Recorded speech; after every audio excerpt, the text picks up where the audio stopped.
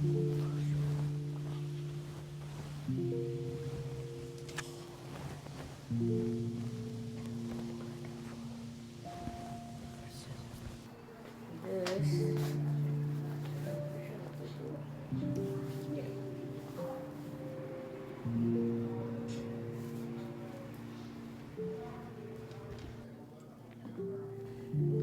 am Maria Isabel Santiago.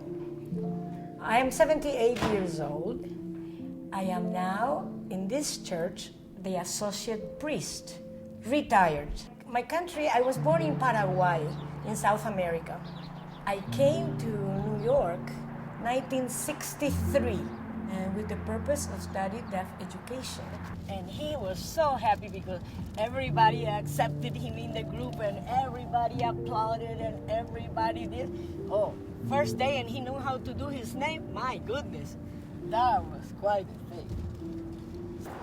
Papa, papa, papa, papa, papa, papa.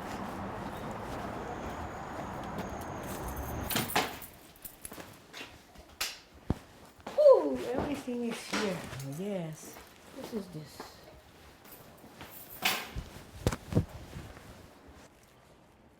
Eso no me dio ella, pero María.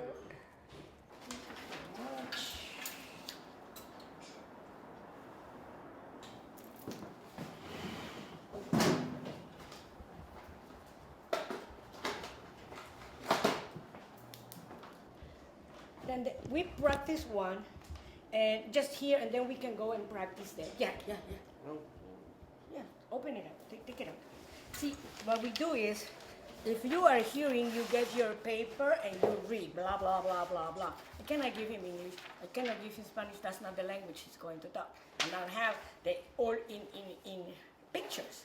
So what we do is we use the ASL Bible. So he reads the ASA Bible.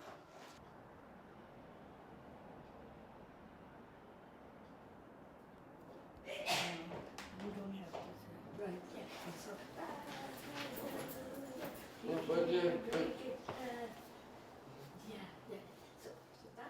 I retired from school for the deaf.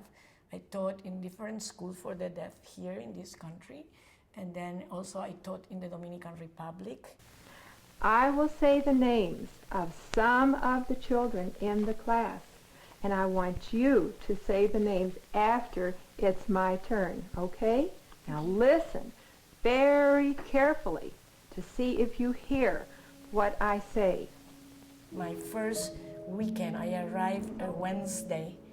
They gave me this deaf-blind boy. I never seen a deaf-blind boy in my life. He was about this size, 7 years old maybe. So I got so, I have to tell you this, I didn't know what to do anymore, so silent all the time, right? And I started to cry. I miss my house, I just arrived, I miss my house. And so I was in a bench.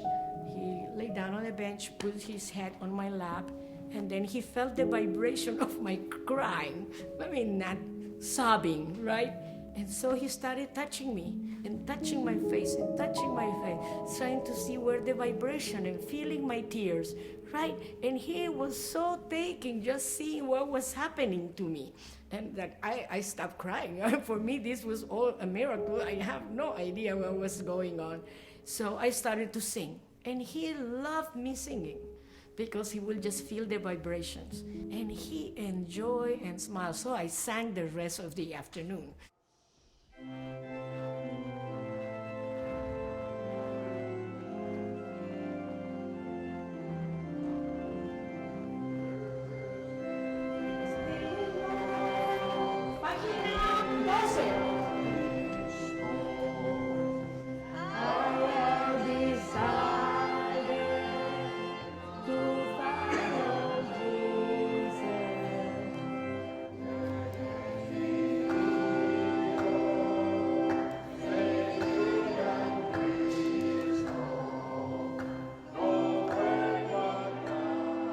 It's really, sometimes my life is a little bit crazy because things just happen. I don't go and look for it, but kind of it's drop on my hands or something, like to start hear the deaf. Was not thinking of that.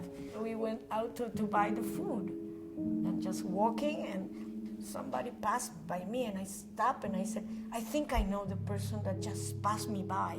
And I started to run to grab Zenon, and I run because I knew if it was the person that I said, he couldn't hear me because I thought that the person was deaf. And I ran and stood in front of him. And then I started startled him, and he said, what's going on, this crazy person? And then he stopped. And it was the one that I thought. And then he recognized me. Zenon? It's a beautiful certificate. This is the certificate, very beautiful. Ah, that's yours. That's yours, right? So the license is the seal of the diocese. It was a very emotional moment because see this man there, and he was my student, like the age of Walter. He was 7, 8 years old when he was my student in the Dominican Republic in the School for the Deaf. So it was very, very, very emotional. And then he told me, and then I told him I'm not a teacher anymore. See, my color is I'm a priest now. And so I invited him to come. And thus he never left.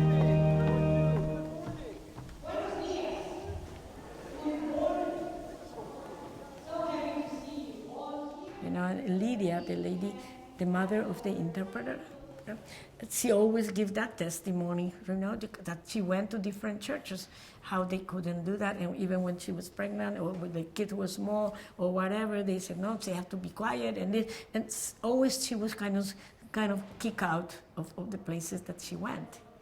And that when she was told to come here, so she came and nobody kicked her out. And that she is learning because we're using her language and she can learn and grow. Buenos dias. Good morning. Always smile. I'm singing. Get all of them here. Here, in the front. We sing in English and Spanish, but at the same time, let's follow it. Our brothers and sisters.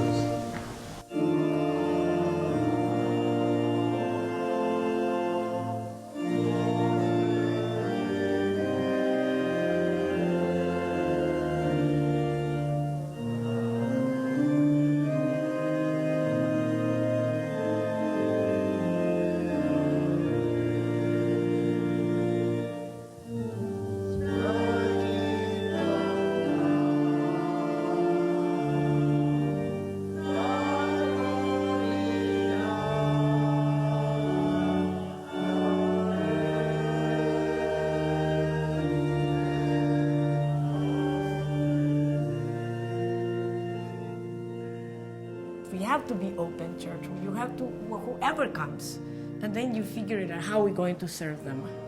How do we going to include them?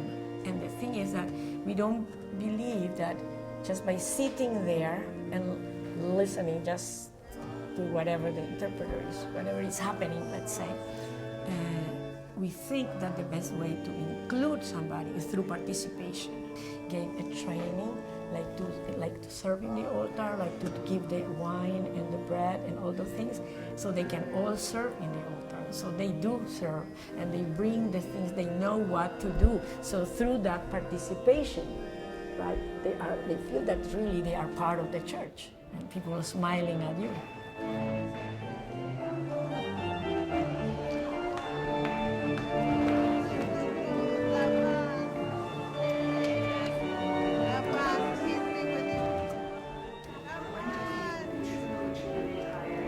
I have no idea, probably never. I just think that probably never. I'm happy. Why will I stop?